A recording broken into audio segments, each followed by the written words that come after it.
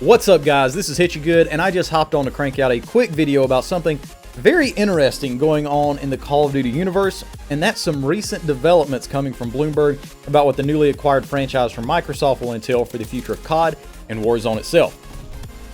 Now, before we get started, please don't forget, if you want to support your favorite all-American freedom-loving gamer, please click the subscribe button down below. Help us reach our 500 sub goals so we can unlock those YouTube community tools, which will help us grow even faster. And when we do hit 500, when we do unlock those tools, I'm going to go ahead and create a Discord channel for y'all, so we just have a nice place for everybody to come in, say hi, and BS from time to time. But for now, back to the video.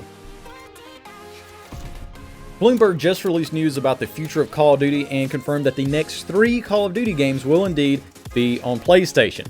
Now, there's a lot of angst in the gaming community right now that the franchise will go Xbox exclusive, but for now, we have confirmed to have 2 more Call of Duty games available to those on PlayStation through 2023, along with a quote-unquote new iteration of Warzone as well. The next one being from Infinity Ward, as we expect that to be Modern Warfare 2, and then another Treyarch game after that in the fall of 2023.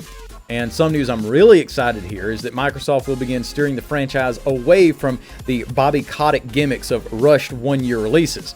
Finally, we might be able to enjoy some complete, even semi-polished games I'll be happy with, as they're intended to be. Instead of every single year, it might be every 18 months, could even be 2 years, which I'm fine with. If it's a good game, we'll probably play it for 2 years. That'd be welcome. The gaming industry has been sick with greed in this everlasting cycle of pushing games out in time for the next holiday rush just to stack up on some fat cash. But seeing that we may start going to biannual releases, definitely some welcome news for me at least.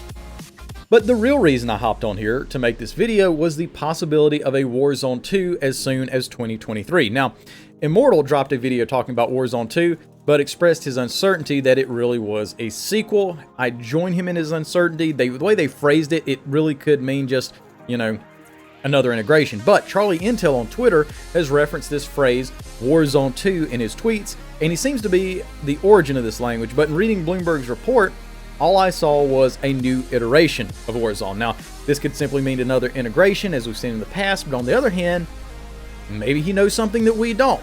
Often he does. It's often crossed my mind that, we can't simply always build Warzone on Modern Warfare's engine, even though I'm pretty happy with that engine, with the movement, the mechanics and everything. Things will evolve, things get better, well, usually, and franchises expand.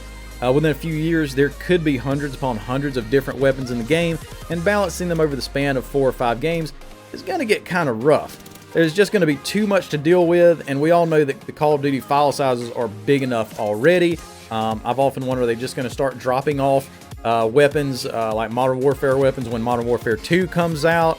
How complicated is it going to be during that? But eventually, they're going to have to go to a new engine. I just didn't think it'd be exactly that soon.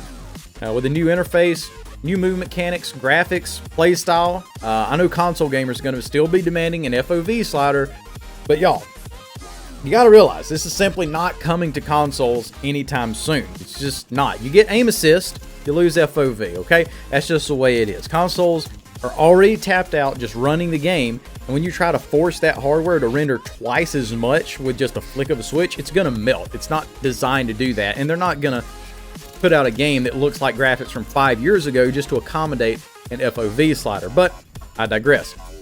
This new iteration of Warzone, it could lead to higher player counts, bigger maps, and maybe Warzone 2 would take on a lore of its own, which would be pretty cool. It'd be totally separate from Modern Warfare, totally separate from Black Ops, and thankfully totally separate from Vanguard. Jeez, I hope they never make another Vanguard game again. Please, just spare us that crap.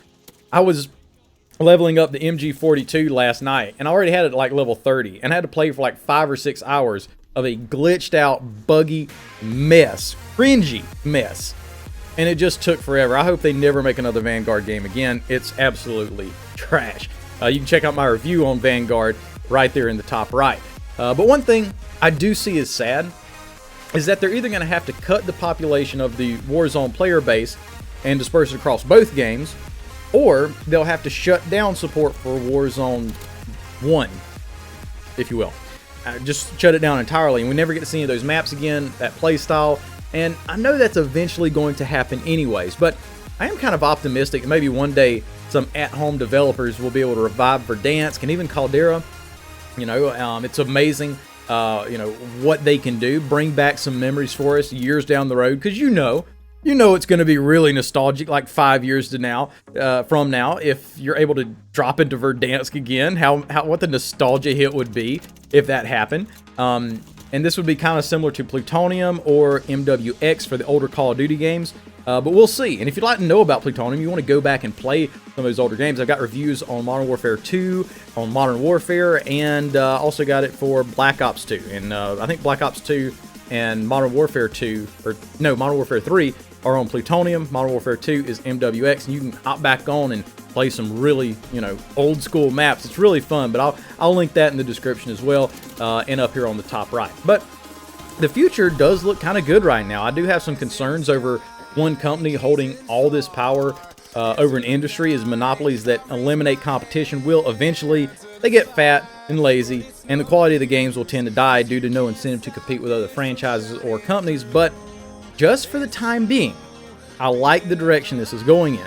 So definitely leave your thoughts and comments below. Let me know what you would like to see from a new Warzone platform, or if you even think that this is indicative of a new Warzone platform. And don't forget to help me hit my 500 sub goal so we can unlock those community tools, get that Discord running, and put this into overdrive here. Get us really growing here on YouTube. Other than that, God bless and happy gaming.